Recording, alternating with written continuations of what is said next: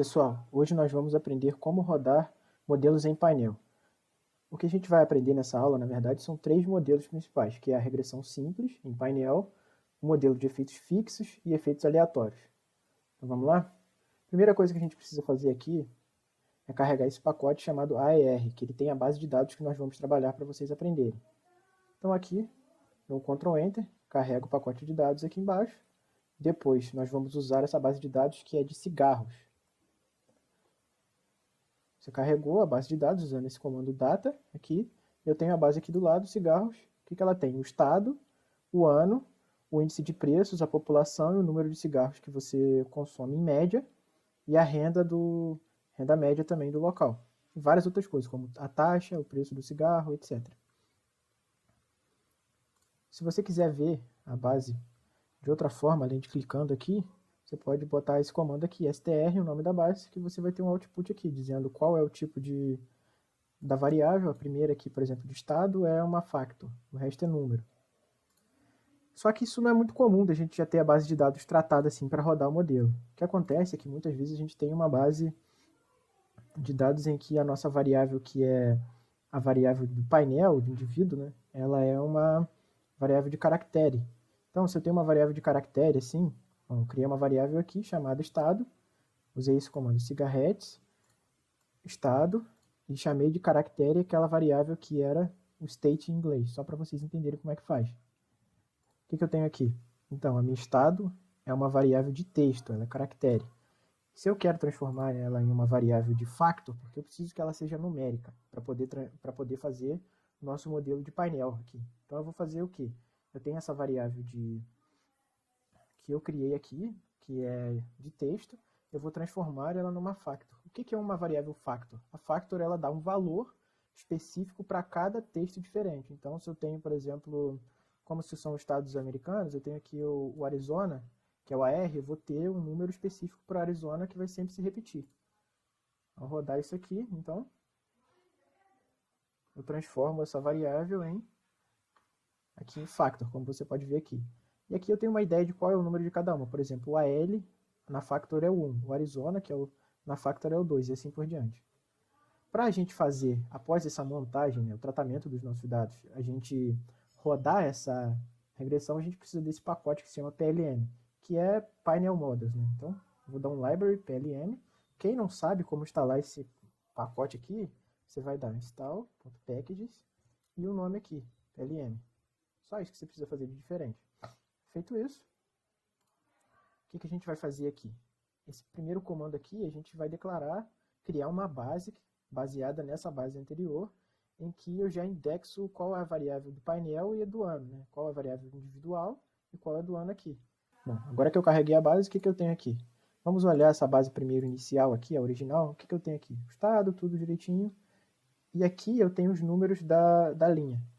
Na base nova, eu tenho tudo igual, a diferença é que as linhas elas já estão definindo já as observações em termos do indivíduo, nesse caso da nossa observação é o estado, e o período, que é o ano. Então, por exemplo, é AL 1985 e 1995. A nossa base ela tem 2 anos, que é 1985 e 1995.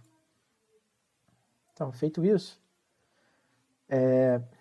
antes de mais nada, vale a pena destacar como é que funciona esse comando aqui. Esse comando pdata.frame, ele vem desse pacote PLM e ele transforma a base de dados já para você fazer o seu trabalho. Né? Aqui eu estou usando a base cigarrettes e esse index é para definir qual é a variável do painel que vai marcar o indivíduo e qual que é o ano. Né? Então aqui a primeira que você coloca é o indivíduo, é o I, e o ano aqui a segunda é o T. Né? A primeira coisa que a gente vai fazer aqui agora, depois de ter montado essa base de dados, é fazer uma regressão simples. Como que a gente vai fazer isso? A gente vai criar a nossa regressão aqui, eu chamei ela de reg, usar esse comando aqui, PLM, que é para usar a regressão em painel, e aqui eu estou usando o número de cigarros por pessoa em função da renda mais o preço do cigarro. A minha base de dados vai ser aquela base que a gente criou, cigarros P, já está definida qual é a variável de indivíduo e qual é de tempo, e o modelo para regressão simples vai ser chamado de pooling. Então vamos rodar isso aqui. Rodei, vamos dar um summary para ver esse resultado, e aqui está o resultado. Então, nesse modelo simples, o que eu tenho aqui? Que Quanto maior a renda, menor a quantidade de cigarro que as pessoas consomem.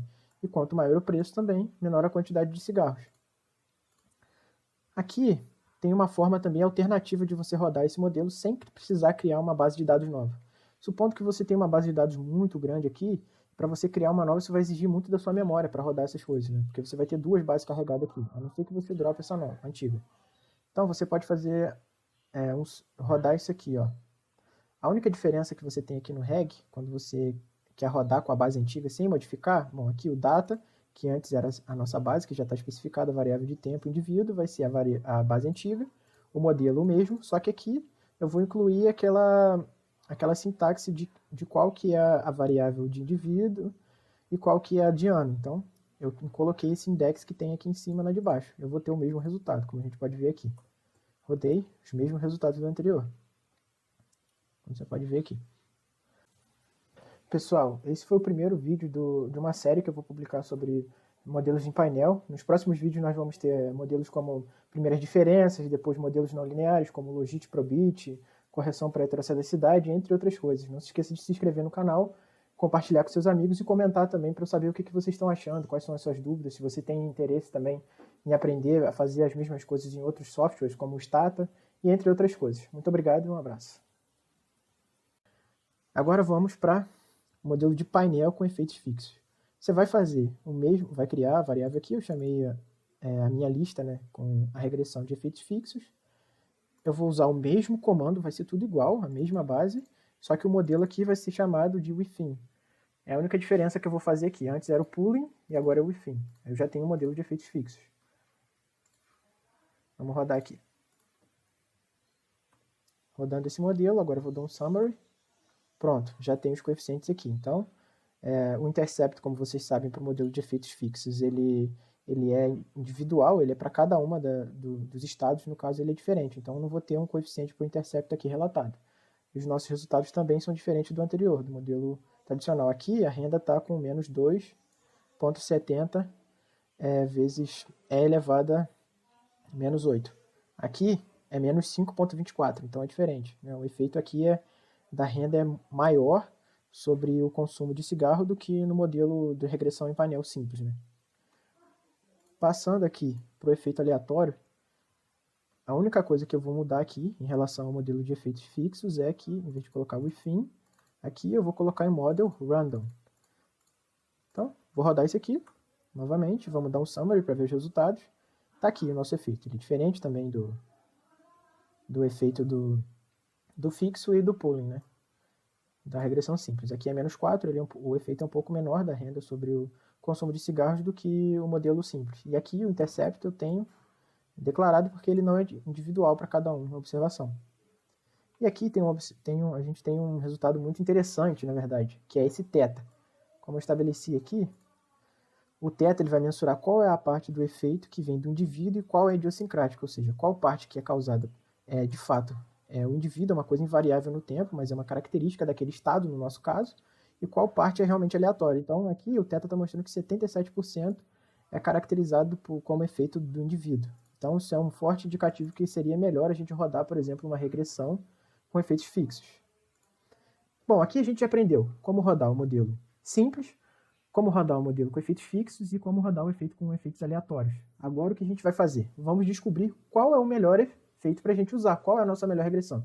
Regressão simples, com efeitos fixos ou efeitos aleatórios. Esse primeiro teste aqui, que eu vou fazer, que se chama PLM teste, eu estou rodando em relação à minha regressão simples, porque eu vou comparar os efeitos aleatórios com a regressão simples. Então, rodando aqui, eu tenho esse resultado aqui com p-valor, muito próximo de zero, então eu rejeito a hipótese nula, eu tenho efeitos significativos individuais. Por quê? Esse modelo aqui, ele é o mesmo que rodar isso aqui, né? Especificando que eu quero para a gente. Mas sim uma regressão controlando para efeito de indivíduo ou aleatório. O próximo teste, que é esse PF teste, ele vai fazer um teste F. Antes aqui era um teste LM, como eu deixei aqui, que é o de Lagrange.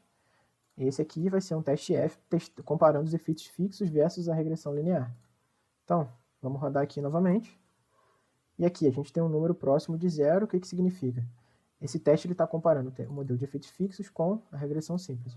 O teste chegou à conclusão que o resultado mostra que temos efeitos significantes de indivíduo. O efeito fixo vai ser melhor do que o modelo simples de regressão, assim como mostrou aqui que o efeito aleatório ele é melhor do que o modelo sem efeito nenhum. Por último, a gente tem um teste de Hausmann, que ele vai comparar o efeito fixo versus o aleatório. A gente rodando aqui, então eu tenho aqui o nome do teste, é pH-teste. Aqui eu estou botando efeito aleatório e fixo, tanto faz se você botar inverter aqui, não muda muita coisa, né?